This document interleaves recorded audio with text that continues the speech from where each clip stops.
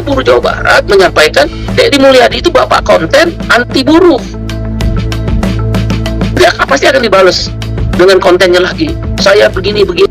Lihat aja kebijakannya. Nggak usah balas Pak Gubernur Jawa Barat pakai konten-konten itu. Buruh nggak butuh konten. Buruh nggak butuh pencitraan menuju 2029. Enough is enough, cukuplah. Kok dihapus? Kok dicoret? Kok dihilangkan?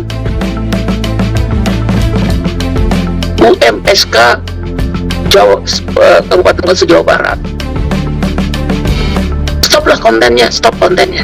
Luar biasa apa yang telah disampaikan oleh Said Iqbal ini, teman-teman ya. Buruh tidak butuh konten. Nah, kalau teman-teman melihat, ini kan serangan yang memang dianukan sama terhadap Kang Deddy Mulyadi. Teman-teman bisa lihat bagaimana sosok Gubernur Jawa Barat Kang Deddy Mulyadi yang selama ini kita lihat di media sosial, dan yang banyak yang dibicarakan bahwasannya KDM adalah gubernur konten. Nah, teman-teman bisa ketahui bahwasanya para pejabat, salah satunya yaitu KDM, Kang Deddy Mulyadi, setiap langkah apa yang telah dia lakukan selalu dipublikasikan kepada masyarakat untuk supaya mereka tahu kerja dari Kang Deddy Mulyadi.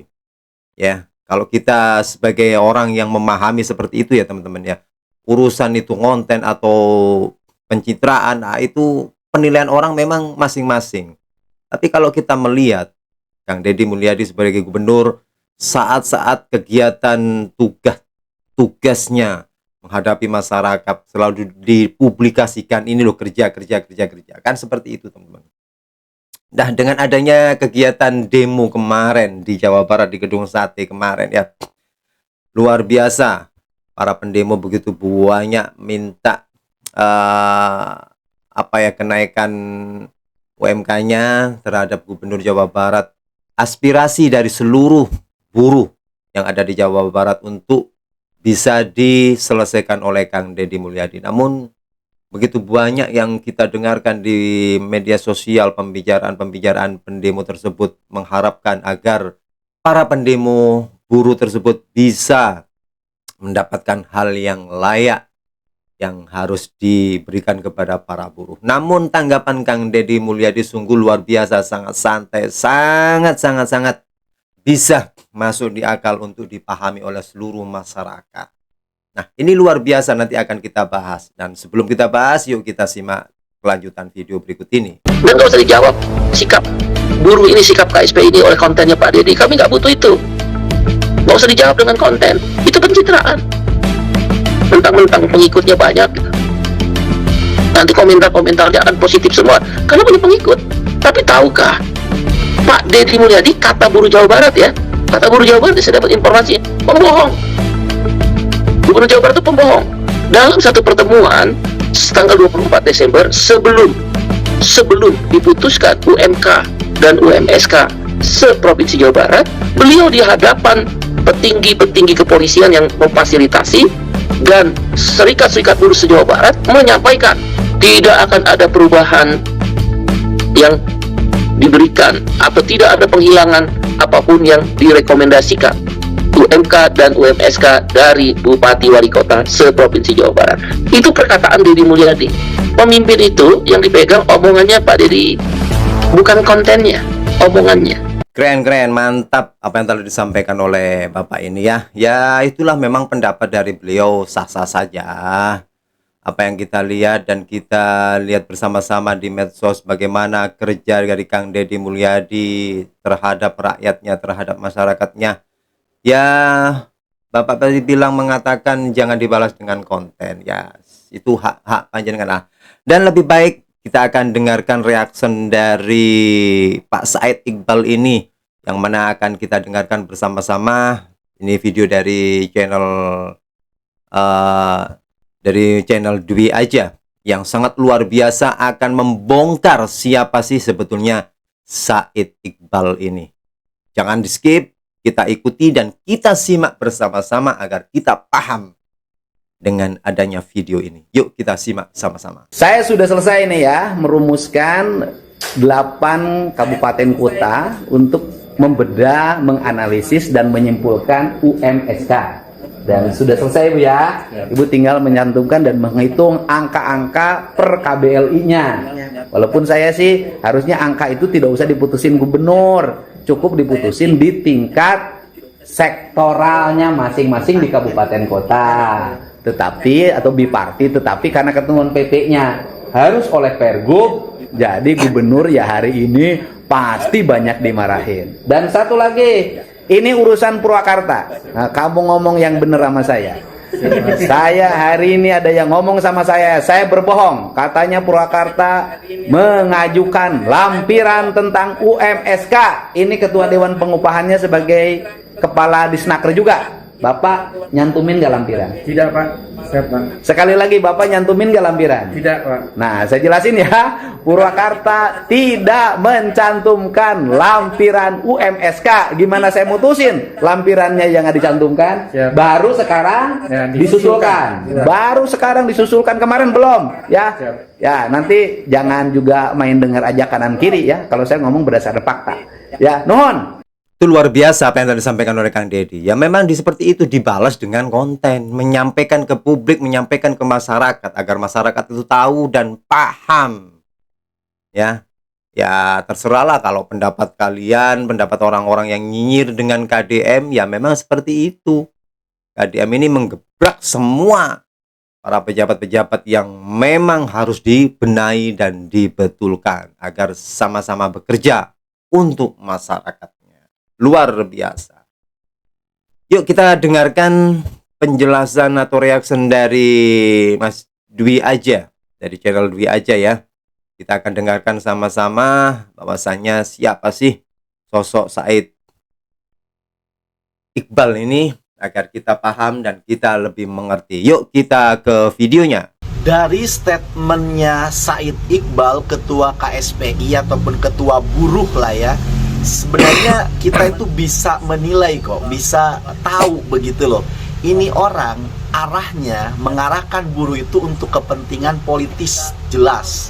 Dan juga tentunya ini juga ada aliran dana dalam politis ini kepada dia begitu loh. Karena apa? Kalian perlu ketahui jumlah anggota KSPI itu mencapai 1,2 juta orang. Ini kalau digerakkan untuk politis, tentu di belakangnya ada cuan yang besar. Nah, itu kita bicara dari situ aja. Kemudian yang kedua, kan ada pertanyaan, sebenarnya ini kan si Said Iqbal ini pengangguran. Apa? Buruh dia bukan, pegawai pabrik bukan. Tapi kamu perhatikan ini rumahnya semewah ini. Dari mana dia dapat duit? Itu yang akan kita bongkar di sini. Lalu kemudian muncul juga pertanyaan, ya kan di netizen. Ini pertanyaan ini sederhana banget gitu loh. Lu sering nuntut naik upah, padahal lu dapat penghasilan dari iuran anggotamu, ya kan, itu mencapai 48 miliar per bulan, begitu loh. Kenapa lu nggak bikin pabrik sendiri, lu gaji segede-gedenya itu buruh? Ini kan pertanyaan sederhana yang muncul di netizen. Tapi sampai sekarang apakah KSPI punya pabrik sendiri, punya perusahaan sendiri, merekrut buruh sendiri? Pada kenyataannya mana datanya? Kita nggak nemukan kan, begitu. Nah, kita masuk kepada hal yang mendasar dulu nih dari KSPI ini. Kita masuk. Kalau dari anggota, nah ini kalian sudah jelaskan tadi, jumlah anggotanya itu Konfederasi Serikat Pekerja Indonesia itu sekitar 1,2 juta anggota. Nah, lalu kemudian dia dapat dana, dapat duit sampai punya rumah semewah itu dari mana? Yang pertama, iuran anggota. Kemudian yang kedua, sumbangan sah. Ya kan, sumbangan sah itu ya dari sesama serikat pekerja atau apapun ya begitu. Kemudian hasil usaha organisasi. Nah, ternyata ada undang-undangnya nomor 21 tahun 2000. KSPI boleh kok ya kan bikin usaha begitu loh, bikin usaha. Lalu kemudian rekrut aja itu buru-buru, lu gaji setinggi-tingginya. Jangan seenak jidat aja ngomong. Namanya pejabat kayak gubernur, dia harus mempertimbangkan bukan dari sisi buruh aja, tapi juga dari sisi pengusaha, harus balance. Mau naikin gaji tinggi-tinggi itu si buruhnya, ya kan. Kalau perusahaannya kolab, mau kemanain itu buruh. Jadi harus seimbang, nggak senak jidat kayak lu aja nih. Dengar ke teman-teman ya, memang kebijakan dari Kang Deddy Mulyadi bukan berarti Kang Deddy tidak mau membantu masyarakat buruh, bukan. Jadi Kang Deddy memberikan suatu putusan, memberikan suatu keterangan kepada masyarakat itu juga harus dipertimbangkan antara buruh dengan perusahaannya tersebut. Itulah Kang Deddy Mulyadi. Nah, kalau kita dengarkan tadi, Said Iqbal ini luar biasa ya, rumahnya mewah, penghasilannya 4M lu, wis. Keren Pak, makanya seperti itu ya. Kenapa Bapak sendiri tidak bikin konten gitu aja kan enak Pak. Kocak. Yuk kita lanjut videonya. Kemudian bisa juga dari bantuan negara. Nah, di sini bantuan negara ini yang selalu dijadikan celah menjadi sumber cuan untuk alat politis. 1,2 juta loh anggotanya, iya kan? Nah, itu tadi. Kemudian kita hanya bertanya-tanya, sebenarnya buruh ini iuran kepada KSP itu berapa sih? Ya kan begitu. Maka iurannya itu adalah 1% dari upah kerja. Jadi sekitar, kalau gaji UMR-nya itu 4 juta, maka iurannya adalah 40.000 per bulan. Nah, coba kalian kalikan nih, 40.000 per bulan kali 1,2 juta anggota. Ya kita ambil rata-rata 40.000, karena kan gajinya ada yang 6 juta, ada yang 2 juta kan UMK-nya. Maka kita ambil tengah-tengahnya 40.000. Maka ketika kita kalikan 1,2 juta anggota, iurannya 1%, itu 48 miliar per bulan. Itu loh. Maka kita kan logika sederhananya, lu 48 miliar per bulan kan bisa bikin satu pabrik tiap bulan. Iya kan, bikin usaha 48 miliar loh, ya kan? Saya lah misalkan dikasih tuh per bulan 48 miliar. Usaha saya kan distro, ya kan? Jualan pakaian anak-anak cowok. 48 miliar bos, saya bisa buka berapa cabang nih distro. Kan begitu tuh. Nah, dari sini sebenarnya Said Iqbal nih kok ngomongnya ngaco banget tuh, arah-arahnya Deddy Mulyadi untuk kepentingan 2029. Nah, di sini kita udah mulai ketahuan. Memang selama ini KSPI diperalat untuk politis ini.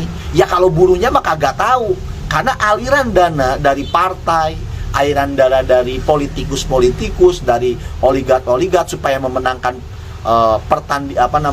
kompetisi politik misalkan begitu. Masuk dananya kan bukan ke buruh, ke orang-orang elit di KSPI. Jelas dia merasa terganggu dengan Kang Deddy Mulyadi ini, ya kan? Maka Kang Deddy Mulyadi ketika mencalonkan, dia kemungkinan besar tidak akan itu nyuap-nyuap, nyogok-nyogok KSPI, ya kan? Makanya di statementnya jangan mentang-mentang Deddy Mulyadi banyak pengikutnya. Nah itu sebenarnya itu jawaban. Karena memang Kang Deddy Mulyadi seandainya pun nanti mau kontes politik, ya kan? Itu dia nggak butuh tuh kayak gitu-gitu sama KSPI, karena memang sudah banyak pengikutnya. Nah ini jadi ketar-ketir dia, kagak dapet cuan gua dari Deddy Mulyadi, kan begitu sederhananya. Oke? Nah, sekarang kita masuk ke pembahasan yang keduanya, gitu loh. Adalah apa? Yaitu tentang responnya Kang Deddy Mulyadi. Ini responnya luar biasa kalau bagi saya. Santai, slow, tidak panik, dengan kebahagiaan saja, dengan bahagia aja. Nah, ini kan akhirnya menjadi satu pertanyaan. Kenapa sih orang bisa setabah itu, bisa sesantai itu menghadapi serangan-serangan semacam dari Said Iqbal ini, dari KSPI ini? Nah, ini kita jawab secara ilmiah ya, begini. Ini juga sama seperti pertanyaan, kalau Tuhan Maha Baik, ya kan? Kenapa ada penderitaan? Begitu. Nah, kenapa Tuhan menciptakan penderitaan? Kalau memang Tuhan itu Maha Baik, katanya Tuhan itu Ar-Rahman Ar-Rahim. Tapi kalau Tuhan di sisi lain menciptakan menciptakan kesusahan, menciptakan katakan itu kesedihan. Nah, kalau kita mau berpikir secara ilmiah ini ya, secara ilmiah, sebenarnya yang menciptakan kepedihan, yang menciptakan kesusahan, kesengsaraan bukan Tuhan. Bagaimana caranya? Kamu perhatikan gambar cahaya prisma ini. Nah, prisma itu apa sih? Prisma adalah elemen optik transparan dengan permukaan datar yang berfungsi untuk membiaskan ataupun menyebarkan cahaya. Proses pembiasan dan dispersi. Saat seberkas cahaya putih melewati prisma terjadi dua fenomena utama. Yang pertama, pembiasan ataupun refraksi. Cahaya membelok saat berpindah dari udara ke dalam kaca prisma karena perbedaan kerapatan medium. Yang kedua, dispersi. Cahaya putih terurai menjadi warna-warna penyusunnya. Hal ini menjadi karena setiap warna memiliki panjang gelombang dan kecepatan yang berbeda-beda di dalam prisma, sehingga masing-masing dibiaskan pada sudut yang berbeda. Selanjutnya, spektrum warna. Hasil dari penguraian cahaya melalui prisma adalah spektrum optik yang mirip dengan pelangi. Urutan warna muncul berdasarkan panjang gelombangnya adalah merah, jingga, kuning, hijau, biru, nila, ungu. Maka komponen penting prisma: sudut pembias, sudut deviasi, kemudian indeks bias. Kenapa saya jelaskan secara fisika? Karena begini, Tuhan tidak pernah menciptakan kesengsaraan. Tuhan itu, kalau dalam fisika kita anggap adalah cahaya putih dalam prisma. Nah, prisma itu adalah kita. Kemudian hasilnya itu ada ungu, ada jingga. Itulah macam-macam daripada keadaan manusia merespon itu semua. Dari Tuhannya mah cahaya itu satu aja, putih. Kenapa menjadi bahagia, menjadi sengsara dan lain sebagainya? Karena cahaya itu mantul ataupun melakukan pembiasan terhadap diri kita, dan kitalah yang melihat dari sudut pandang kita. Maka di situ ada sengsara, ada bahagia. Contoh, saya ambil mudahnya. Sakit itu sebenarnya netral kan? Tetapi dia bisa menjadi sengsara buat si pasien, bisa menjadi kebahagiaan buat si dokter. Dokter dapat duit loh, ada orang sakit, betul nggak? Awalnya netral, masuklah ke sudut pandang kita, prisma itu. Ke pasien menjadi kesengsaraan karena dia sakit, harus ngeluarin duit. Ke dokter, dia menjadi menjadi kebahagiaan karena dia dapat duit. Nah, itulah begitu caranya. Makanya Tuhan sebenarnya tidak pernah menciptakan kesengsaraan. Sudut pandang kita lah yang menganggap itu kesengsaraan ataupun kebahagiaan.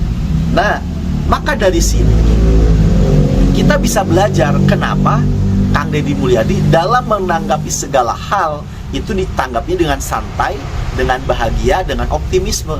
Karena dia memahami betul konsep cahaya prisma itu. Semua tergantung sudut pandang kita. Maka ketika diserang oleh KSPI, oleh Said Iqbal, dia memposisikan dirinya adalah memahami. Ini sebenarnya hanya permainan sudut pandang aja.